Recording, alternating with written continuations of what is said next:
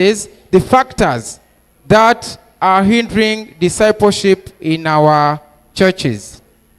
So after this panel, we shall still call upon someone else to go on.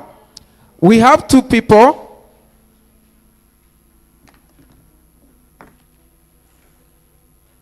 Good. The last person now is going to be our SMAB chair. That is our Mama Grace Ekudu. Mama, you are most welcome. Auntie Grace, you are welcome. Thank you so much.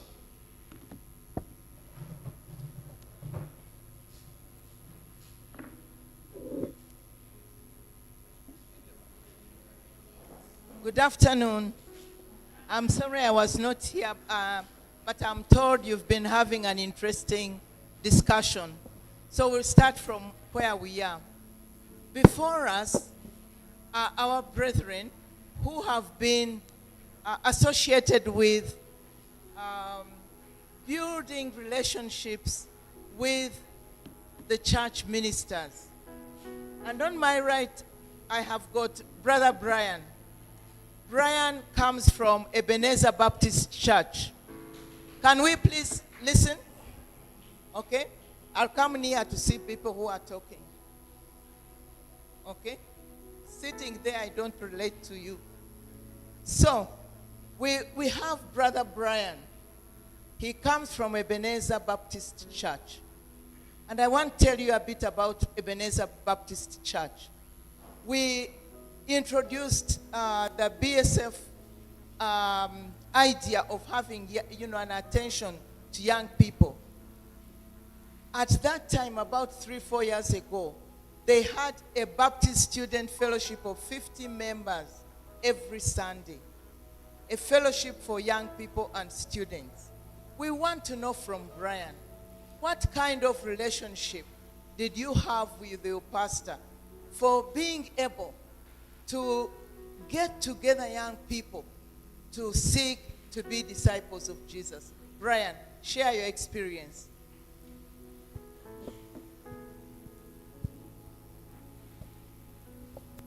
Okay, praise the Lord. What Mami Grace is speaking is true. As BSF Mbale, we always fellowship of BSF after every service. At times we had BSF in our morning Bible studies. So one thing that pulled many students to join the BSF was the commitment of our pastor in time management. Our pastor used to drive to church as early as 8 a.m., preparing for the Bible study by 8:30. So one, he was a good time manager and knew how to allocate people for Bible study. So the plan of the Bible study that he had for the youth, one, motivated the youth to be in the BSF. So BSF built on the idea of Bible study which was already in place. Secondly is that the personal relationship that we the leaders have with the pastor. As the leaders of BSF, we totally submit to our pastor as it is in 1 Peter 5:5. We submit to him. Pastor knows us by name. He knows where we school from, even deep to our parents. So he can know what challenges we are facing, and that is how he can pull us together. And that is how we're able to join BSF. And another issue is that he was not just a pastor, but his wife, Mami Olive Mazune, was another element. She always spoke to the young ladies and was always beckoning us to join. Mama would move out early of time and call children, help the youth leaders to mobilize. So it was not only the youth leaders to mobilize for the BSF, but they were all involved. That is what I can say for our pastor and the people who were there for us. Thank you, Brian. You talked about key elements, that the pastor was interested in the students. But you as students, how did you react to the pastor's discipleship style? Did he teach you? What was he doing to strengthen you in your walk with Jesus?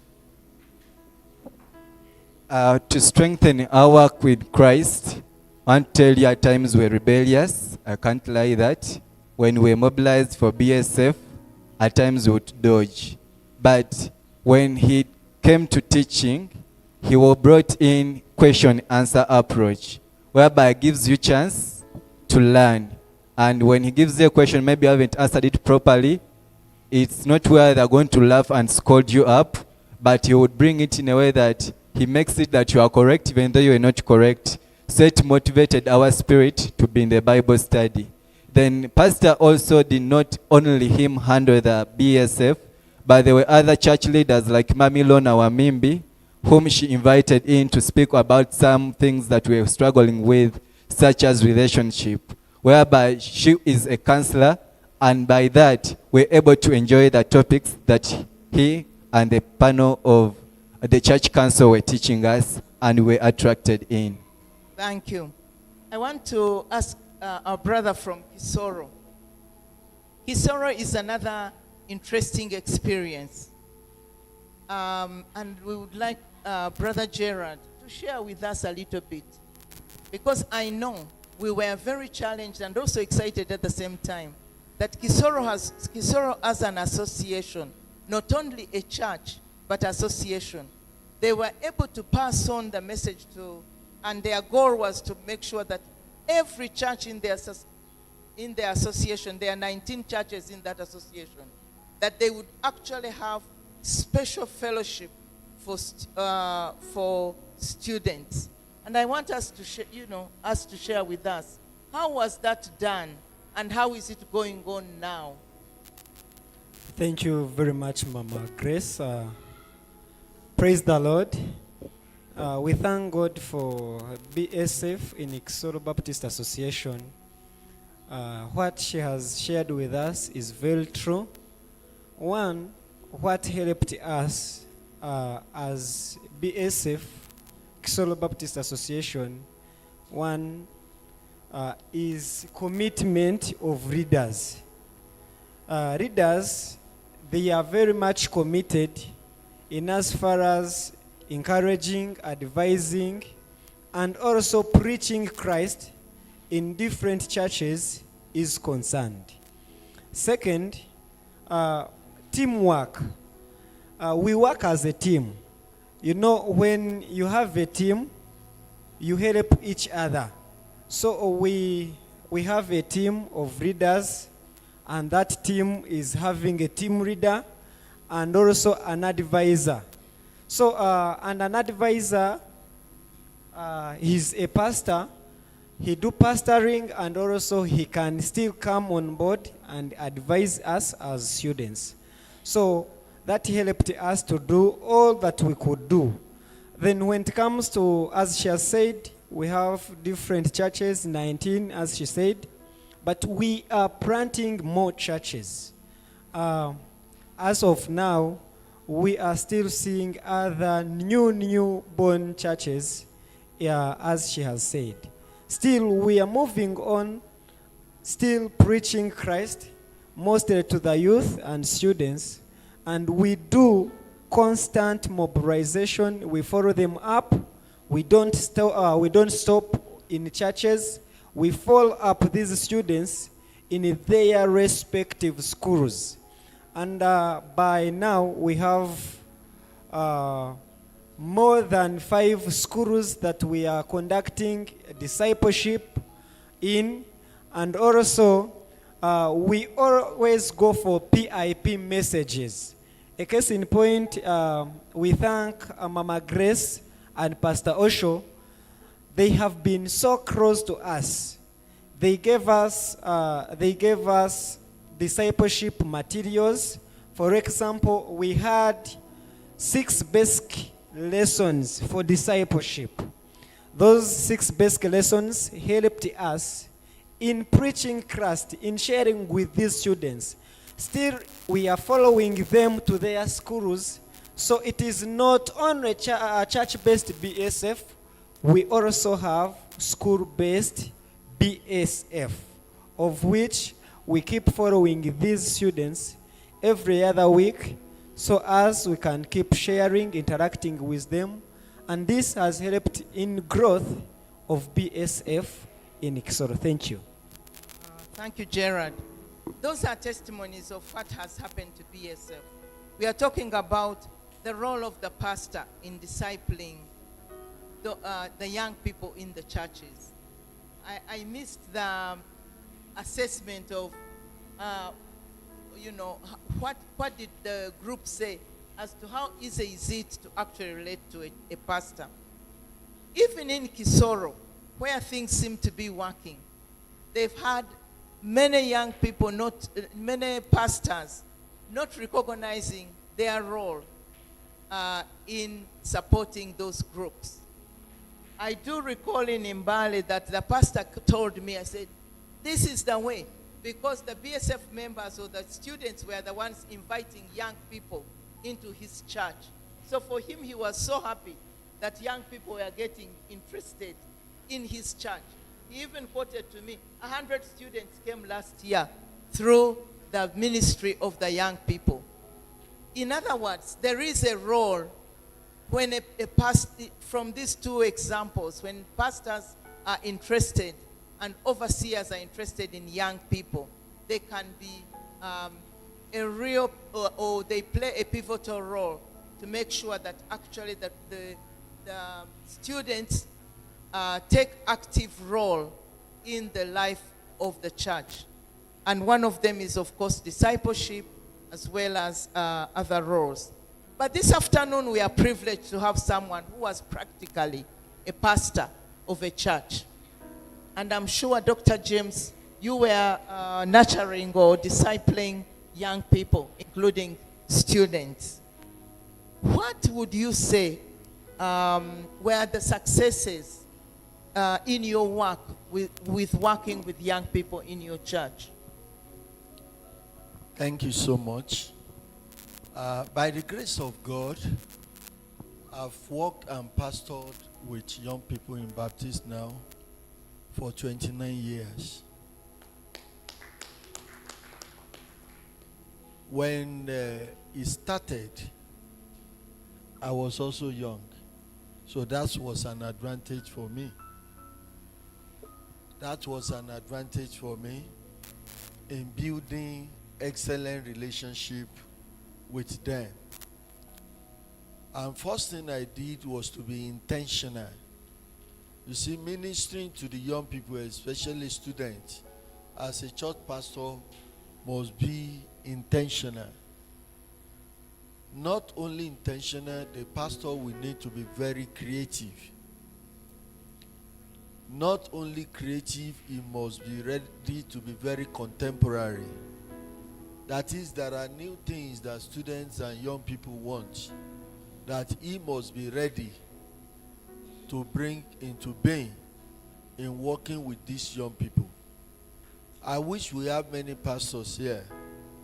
I would have shared with them that the greatest investment, you are asking about the results.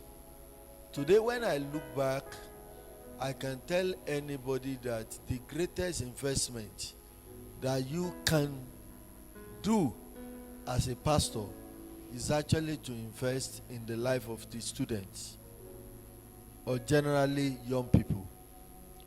Let me give you an example of the results. Because investing in the life of the students, there will be result or impact for the church. There will be the one for the youth themselves, the students. There will be one for the parents themselves, and also for the denomination. Let me take them one by one in our own case. The investment and interest in the life of the students, the first thing I can see as a result is the fact that it gave a future to several young people that couldn't have had a future. Because of 2 weeks ago, a student, a former student, now a university graduate, visited me because I gave him an assignment, which was an advantage to me, to help me to do something. And he was sharing with me what happened with his dad. when his dad, he didn't know the story, that the dad was a transporter, and the dad was not interested in education. But because of working with the student and the BSF and everything, the dad became interested, and the dad even sponsored 2 of the children to private university. Today they are graduates by the grace of God. The first set of students that I took and I started discipling, among 12 people that I picked, then 5 of them were students. Today, 3 of them are pastors. A blessing to the denomination. The first one is among those who are pastors. Among my students that we groom, the truth is that I don't even know how many of them that are leading strategically in our denomination today. Today, they have become a blessing to the denomination. And we can call upon them at any point in time. But the interesting part is also the fact that they are everywhere, all over the world. All over the world. There is virtually no country I travel to all over the world that I will not be opportune to meet 1 or 2 of them doing excellently well, making impact in their generation. So when we invest in the life of the students, actually you are investing in the future of the denomination. Our slogan that we just coined last year in Nigeria is no youth or no students, no future. No youth, no students, no future. So the result we can see. But let me give you the last one to summarize because of our time, which is the general one for our Nigeria Baptist Convention. The student that we have discipled in the Nigeria Baptist Convention, I'm a product. Reverend Babalola happened to be a product. Reverend Adewumi happened to be a product. Can you imagine now? In one single conference or region, Deacon was also a product. All the directors of the Nigeria Baptist building now, except probably one, were all product of the BSF. More than 80% of the leaders, conference leaders, are product of the BSF. The last time I was in the seminary, I asked those pastors who were product of the BSF to stand up. They were more than 70% who were product of the BSF. In a single conference, they were marking 30 years last month. And those that the person, the coordinator, like your volunteer, was able to document by name who are ministers were 173 in a single conference. So there is nowhere the immediate past president of our seminary happened to be a PSFI. The immediate president of the convention, a PSFI. I don't know any profession. So we are like the BSF has become the platform for raising the next generation and for making impact. Even our wives, they are all product of the BSF. And most of the people that God is using now, because BSF, we talk about academic excellence. All over the world, great professionals now, we have them, they are our products. I go all over the world. We're joking the other test. Sometimes we think we don't have money, but the network of influence we have. I've traveled all over the world to several places sponsored by my students. Students I was giving how many shillings there? Uganda shilling. 100 Uganda shilling. 1,000 Uganda shilling. But today, they are spending millions on me and on the church. When we invest in them, there is a future. so much, Dr. James, for that encouragement. I'm told I'm supposed to stay in the same space, but I'm going to move, as I told you. Now, what is the role of actually, or the purpose of this discussion? And these three, my three colleagues on the panel, they gave testimonies. The last one told us, I hope you listen. Their motto now is no student, no youth, and no future. Young people we always know that young people are the future of tomorrow. There is even a proverb or a saying in this central region that says, young people are the forest of tomorrow. You start young to get a forest. Now, as young people, and I'm going to say this in humbleness. One time I was young, but now I'm old. Okay? Many times we feel that our pastors don't have any role they can play. I see them in many churches, including the church where we are pastoring. Why? Sometimes pastors are not even literate enough. About 2 days ago, we were in our male and female groups. In the female group, we talked about the problems we have with our parents. Remember those things we talked about? They don't understand us. They don't listen to us. They don't even know what we are going through. And remember, some of the problem was that they don't even admit the mistakes they make. But I want us to read in the Bible. Turn to Titus chapter 1. Titus chapter 1 talks about